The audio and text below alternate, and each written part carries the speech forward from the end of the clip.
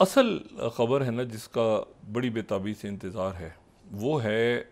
जंग बंदी का ऐलान। और जंग बंदी का जो ऐलान है गज़ा में, जंग तो नहीं, यानी जो जाहिरियत का ख़ात्मे का ऐलान, वो तेज़ी के साथ उस पर मामलात आगे बढ़ रहे हैं। आज भी गज़ा में मुख्तलिफ़ जगहों पे शहादतें हुई हैं, सब कुछ हुआ है, लेकिन जो पिछले 48 घंटे या 72 घंटों में बहुत तेज़ी आई है तमाम जो पस मंज़र में सफारतकारी है उसमें। डेविड बार्निया जो हैं, वो जो कि मोसाद के सरबराह हैं, वो कतर आए और फिर कतर से वो वापस चले गए। लेकिन इस दफ़ा जब वो कतर आए हैं डेविड बार्निया, तो उनकी जो पहले की मुज़ाकराती टीम थी उसमें एक तो अहम शख्सियत जो हमेशा शरीक होते रहे हैं, रोनेन बार। रोनेन बार उसका हिस्सा नहीं थे। रोनेन बार जो हैं वो शिनबित, जो इंटेलिजेंस सर्विसेज, जो अंदरूनी मामला, जो शिनबित के जो सरबराह हैं, वो उनके साथ नहीं थे। अमूमन जितने मुज़ाकरात हुए हैं उसमें शिनबित के सरबराह मोसाद के सरबराह के साथ रहे हैं। ये जो मीटिंग हुई है इसमें जो है वो रोनेन बार नहीं थे। मैं आपको इनके बारे में, रोनेन बार के बारे में आपको ये बता दूं कि इन्होंने ऐलान कर दिया हुआ है कि जिस दिन जंगबंदी का ऐलान हुआ, ये जाहिरियत का ऐलान हुआ, तो मैं शिनबित की सरबराही छोड़ दूंगा, क्योंकि ये अपनी नाकामी, शिनबित की मुकम्मल नाकामी को ये तस्लीम कर चुके हैं। तो जनवरी में इन्होंने ऐलान किया था और इन्होंने कहा था कि मैं इससे बस जंग बंदी और मैं अपनी मुकम्मल फेलियर का और जो भी कुछ हो गया है मैं उसका मुकम्मल 7 अक्टूबर के बाद से वो अपने तस्लीम करता हूँ और मैं इस्तीफ़ा दे दूँगा जिस दिन। लेकिन मैं चूँकि मुज़ाकराती टीम का हिस्सा हूँ इसलिए मैं यहाँ पे कंटिन्यू कर रहा हूँ अभी। दूसरी जो बात है, एक तो वो नहीं थे, दूसरी बात ये कि जो इसराइल की फ़ौज के जो नुमाइंदे, यानी जिनको जो कि पहले तकरीबन तमाम मुज़ाकरात का हिस्सा रहे,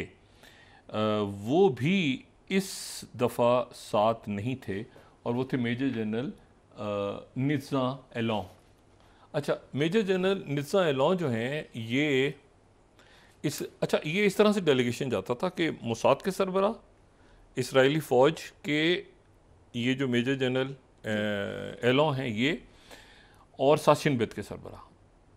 अच्छा, ताकि फ़ौज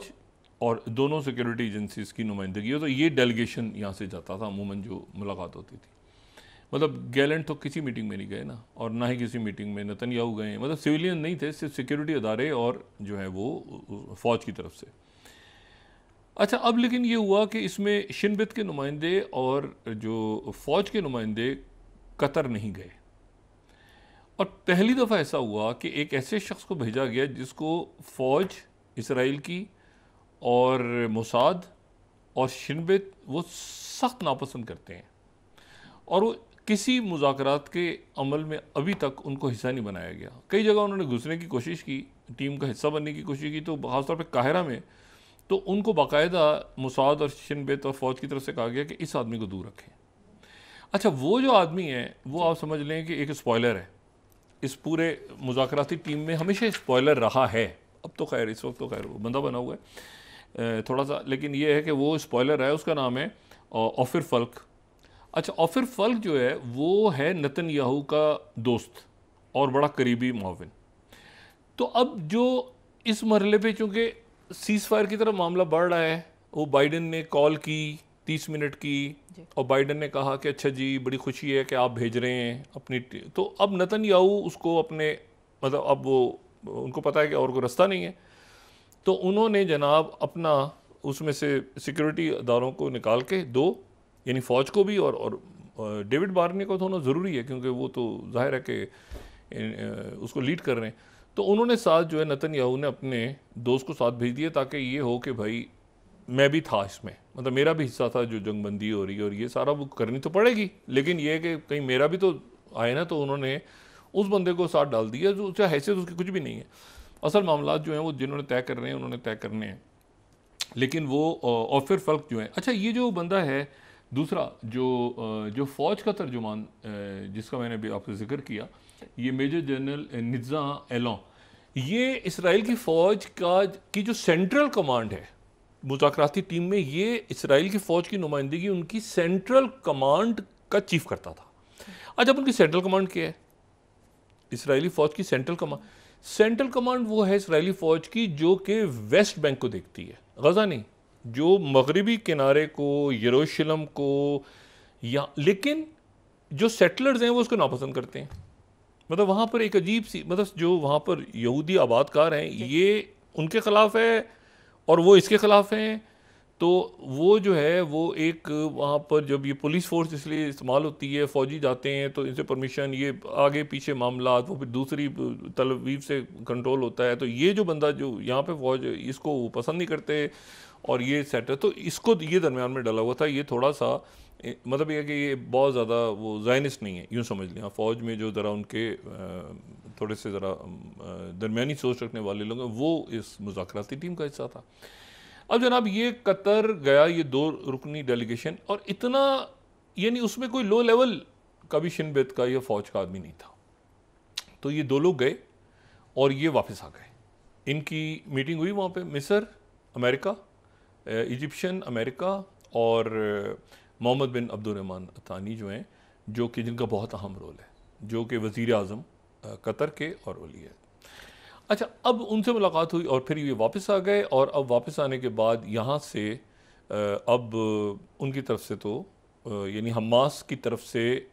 वो जो तहरीरी बात थी कि तहरीर लिखत पढ़त की जाए, तो वो इसराइल की तरफ से नहीं बल्कि दरम्यान में मीडिएटर्स जो हैं वो ज़बान भी दे रहे हैं और लिखत पढ़त भी हो गई और सारा कुछ हो गया। और साथ ही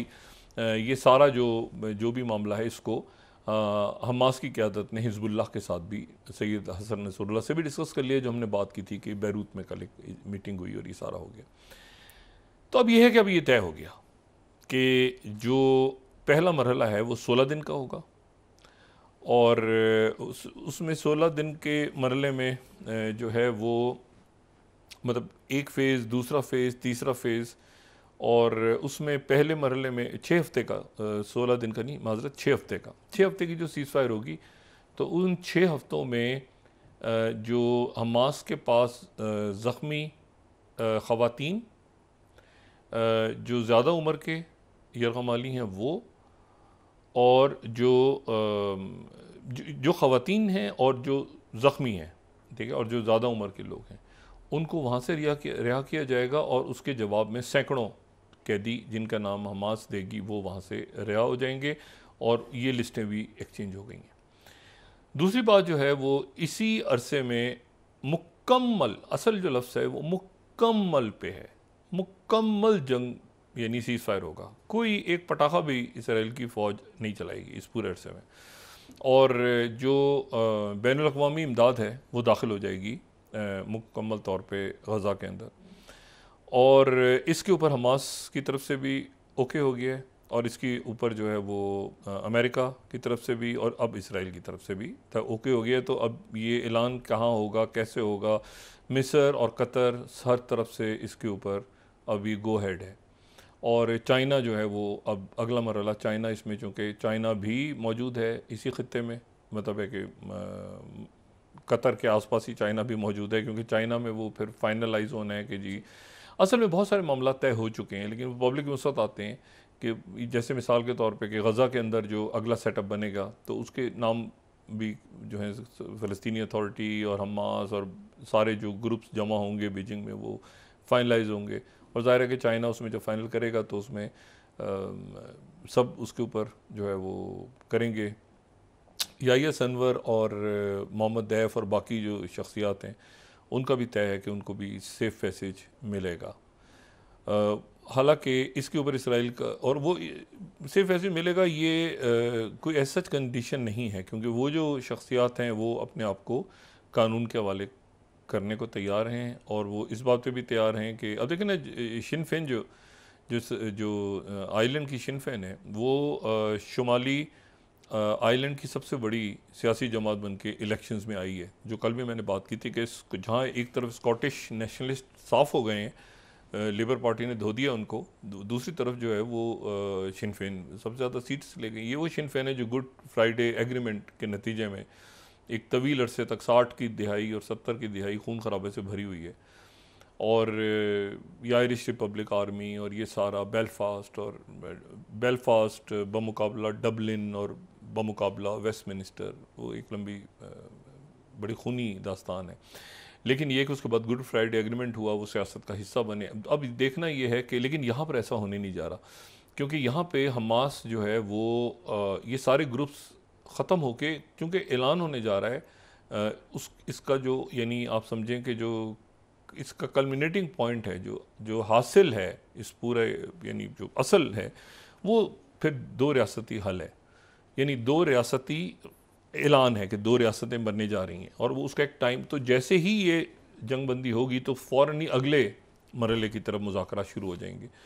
और अगला मरहला जो है उसमें यह है कि फिर वहाँ पे सिक्योरिटी किसने संभालनी है, कौन से ममालिक आएंगे, वो ये सारी बातें तय हो चुकी। रशिया, टर्की, इनका भी रोल है, अरब ममालिक का भी रोल है, इजिप्ट का रोल है, कतर का, सऊदी अरेबिया आखिर में, फिर सऊदी अरेबिया तो सुपरवाइज़ करेगा ना ये अगर फ़ौज वहाँ पहुँचती है, और ये सारे मामला, टर्की भी साथ होगा, ये सारे। तो ये मामलात काफ़ी आगे जा चुके हैं, और हम उम्मीद करते हैं कि अगले 24, 48, 72 घंटों में ये फिर दोबारा, कई दफ़ा चूँकि डेडलॉक पैदा हुआ है, कई दफ़ा ये दोबारा मामला खुला है, तो ये देखना ये है कि अब ये इसका ऐलान कहाँ होता है, कैसे होता है, क्यों कर होता है। और एक बड़ा एक तारीख़ी सा वाक़या है जिसपे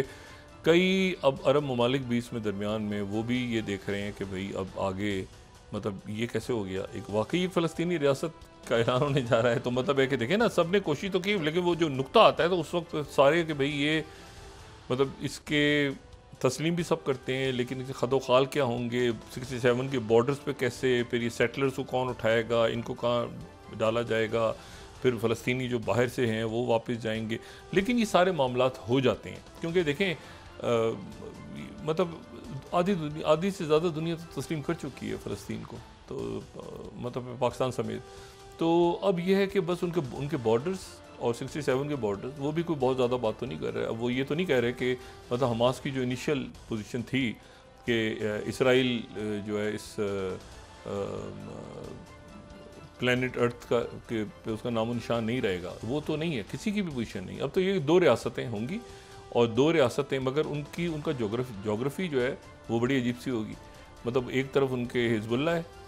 इधर फ़लस्तीनी है, इधर भी फ़लस्तीनी है, और नीचे जो है वो समंदर है। तो मतलब है कि हाँ, वो मतलब अजीब सी उनकी होगी पोजीशन, और फिर गोलान हाइट्स भी निकलेंगी, और फिर वो सारा 67 के बॉर्डर्स का मतलब ये है कि काफ़ी कुछ उनके पास से निकलेगा। यानी सीरिया अपना हिस्सा ले जाएगा, जो सीरिया पे कब्ज़ा हुआ था, जॉर्डन। तो मतलब 67 बॉर्डर्स का मतलब जो है वो काफ़ी इसराइल के लिए एक बहुत बड़ा धचका है। लेकिन अब कोई इसके अलावा रास्ता नहीं है कि चाइना, और ये ज़हन में रखें कि इसको अमेरिका पेश कर चुका है सिक्योरिटी काउंसिल के अंदर इस मुआहदे को,